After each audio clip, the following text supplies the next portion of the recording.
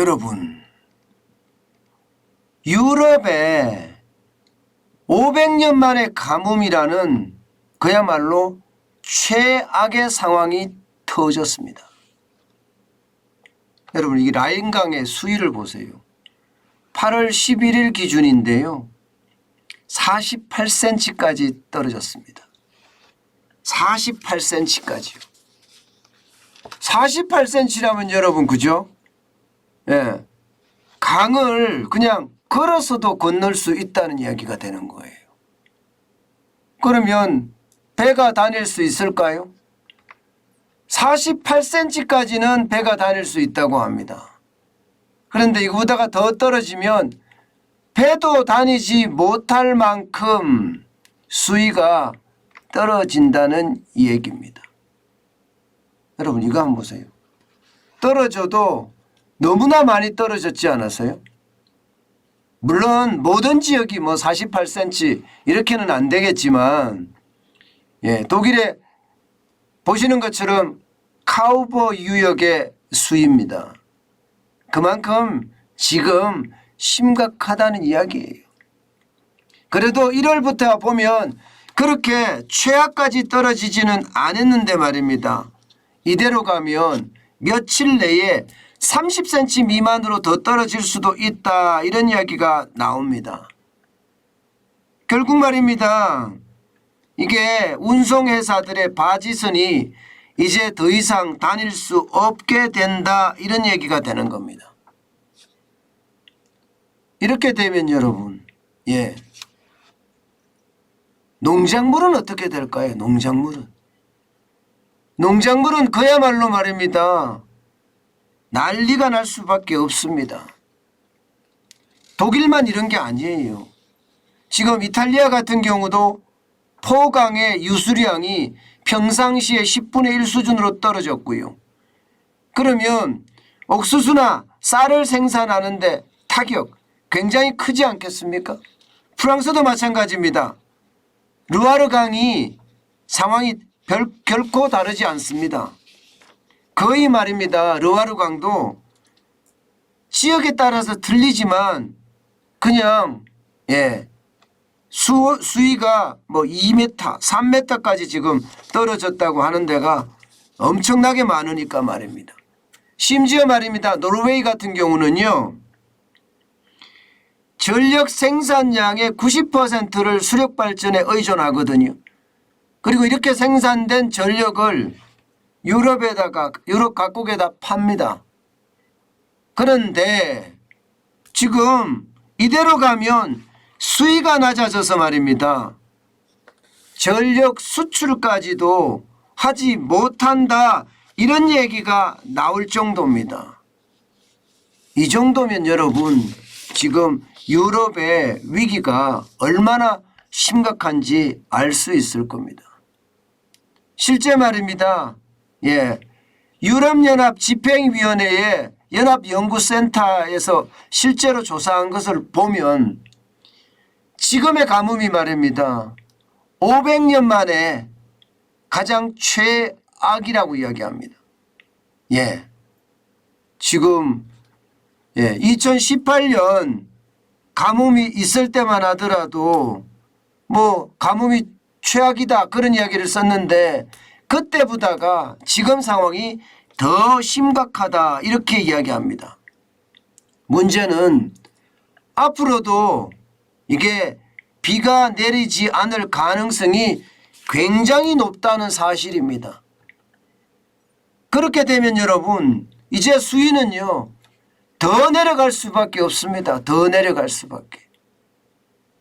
그러면 유럽에서 생산되는 옥수수나 밀이나 콩이나 이런 곡물들 말입니다.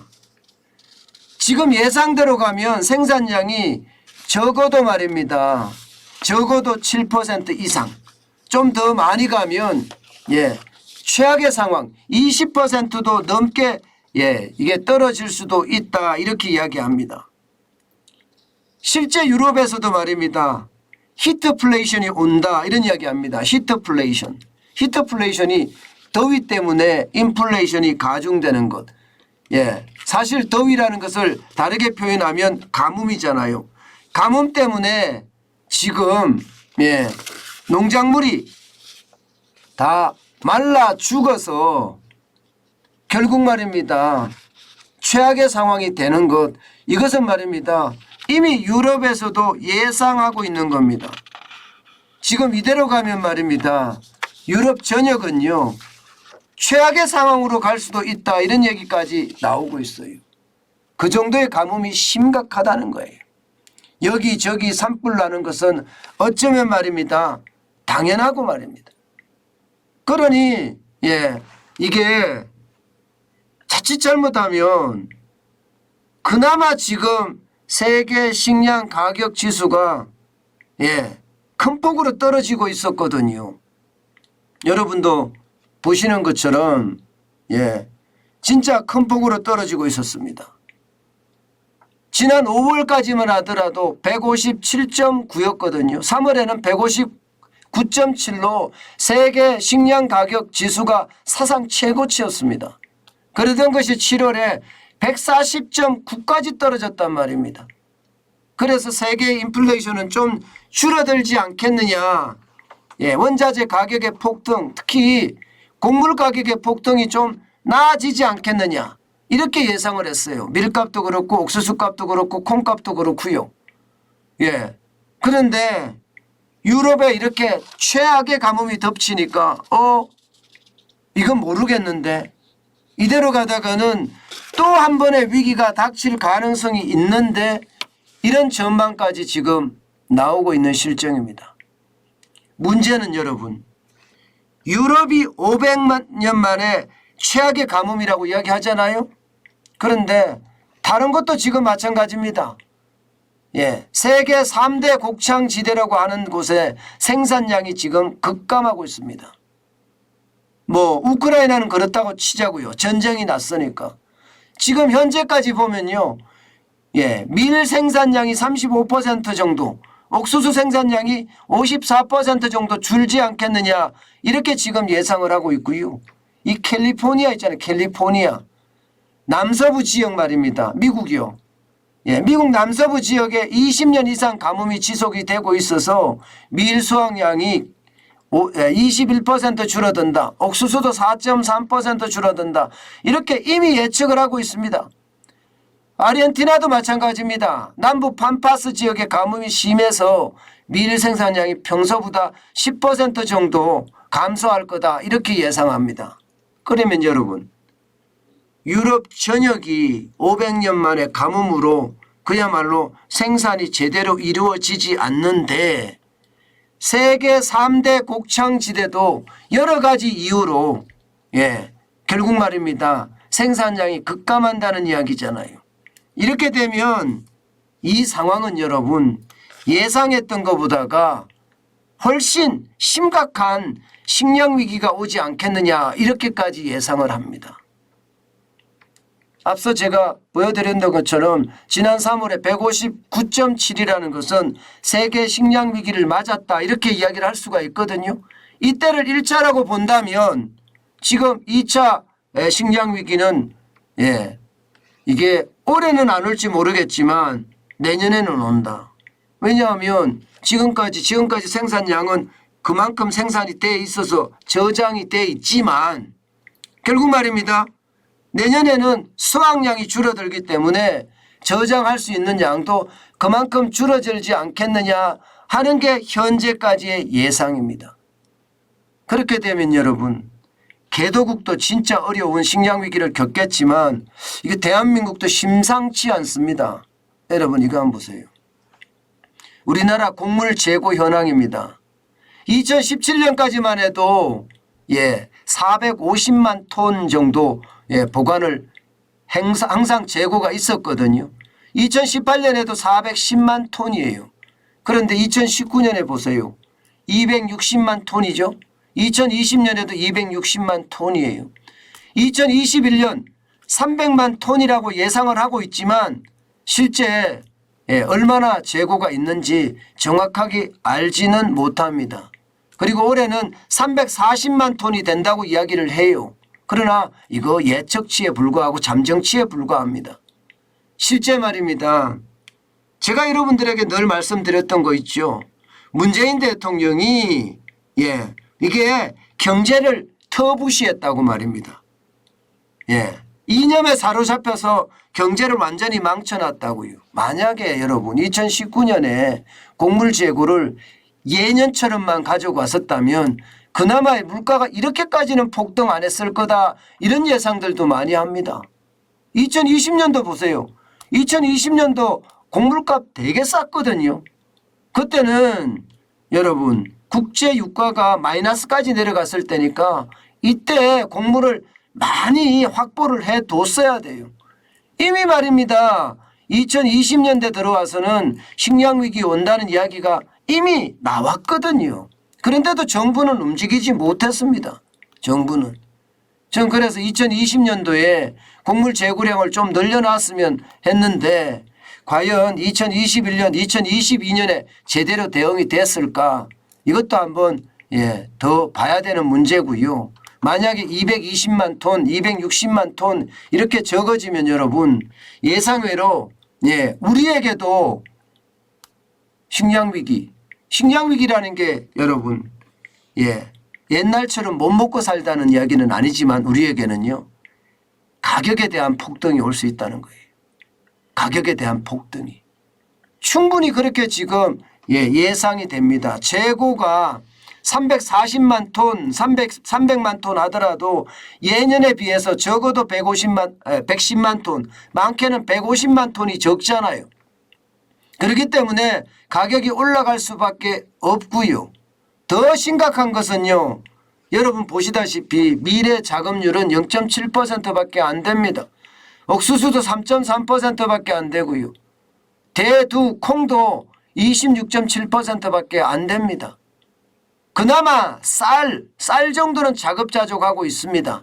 92.1%니까 외국산이 들어오지 않더라도 충분히 자급자족이 가능하지만 나머지는 진짜 심각한 상태거든요. 그러면 우리에게 식량위기가 안 오리라는 보장 없다는 거예요. 이게 식량위기라는 게 가격이 워낙 비싸져서 말입니다. 돈 없는 서민이 못 사 먹는다는 이야기가 되는 거니까 그렇게 올 가능성 굉장히 크지요. 게다가 여러분 곡물의 작업률 추이가 계속 떨어지고 있습니다. 지금 20%도 깨졌어요. 2020년 기준으로 19.3%까지 떨어졌습니다. 1970년대는 80.5%였는데 그게 쭉쭉쭉쭉 떨어지더니 2000년대에는 29.7%까지 떨어지고요. 2010년에는 24.8% 그리고 급기야 2020년에는 19.3%까지 떨어졌습니다. 이런 상황이라면 여러분 식량위기가 안 온다는 이야기 장담 우리는 못하잖아요. 그죠? 기본적으로 말입니다. 작업률도 굉장히 떨어지는 데다가 품목별 작업률은 더 심각해지고요. 여기에다가 저장하고 있는 저장량까지도 예년에 비하면 100만 톤에서 150만 톤가량 적으니까 가격은 올라갈 수밖에 없고요. 가격이 올라가면 여러분 그만큼 말입니다. 가격이 급나서 이게 못 사 먹어요. 요즘 칼국수 먹으러 가면 겁나잖아요. 그죠? 옛날에 칼국수 이랬으면 여러분 진짜 잘하는 시장에 가면 4,000원, 5,000원에도 칼국수를 먹을 수 있었습니다. 심지어 말입니다. 어떤 칼국수 집은 3,000원을 받기도 했습니다. 그런데 지금 웬만한 칼국수 집에 가면요. 지금 6,000원 이하가 없다고 이야기할 정도예요. 6,000원 이하가. 뭐 좀 잘한다 하는 칼국수 집은 10,000원까지도 가잖아요. 10,000원까지도. 그만큼 말입니다. 여러분. 이게 10,000원 정도가 되면 사 먹기가 부담스럽다는 이야기입니다. 사실 우리나라는 사 먹기가 부담스럽다 이렇게 이야기하지만 이게 가난한 나라 있잖아요. 가난한 나라. 가난한 나라는요. 사 먹으려고 해도요. 밀가루도 없거니와 돈도 없어요.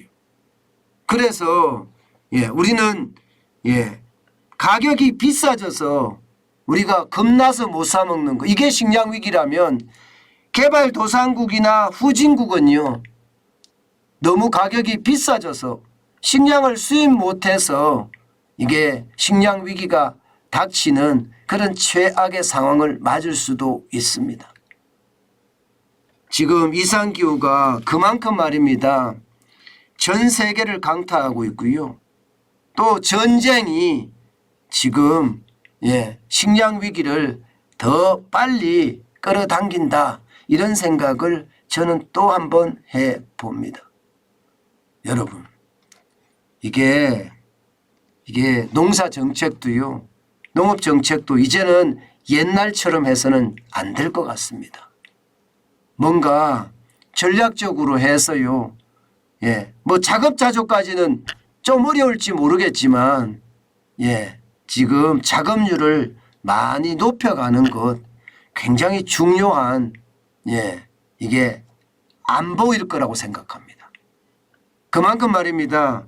이제 식량은요, 안보 차원에서 다뤄져야 된다. 경제가 안보 차원에서 다뤄졌다면 식량도 안보 차원에서 다뤄져야 된다. 그 말씀 여러분 꼭 드리고 싶습니다. 아마 윤석열 정부는요, 식량을 안보 차원에서 다룰 거라고 믿으면서 그만큼 식량이 중요성을 깨닫기를 저는 바라봅니다. 그만큼 중요하다는 이야기예요. 진짜 식량 위기에 대한 이야기는 아무리 강조해도요, 요즘 같을 때는 지나치지 않는 것 같습니다. 그만큼 기후변화의 어떤 재앙이 굉장히 크잖아요. 여러분도 알다시피 서울이나 중부 지역의 물폭탄은 112년 만에 최악이라고 이야기하잖아요. 그죠? 유럽은 500년 만에 재앙이라고 이야기하고요. 그러니 기후변화 때문에 이게 일어날 수 있는 수많은 일들이 결국은 인류의 위기, 식량 위기가 곧 인류의 위기입니다. 인류의 위기로 다가오지 않을까 하는 생각에 오늘 조금 두렵기까지 합니다.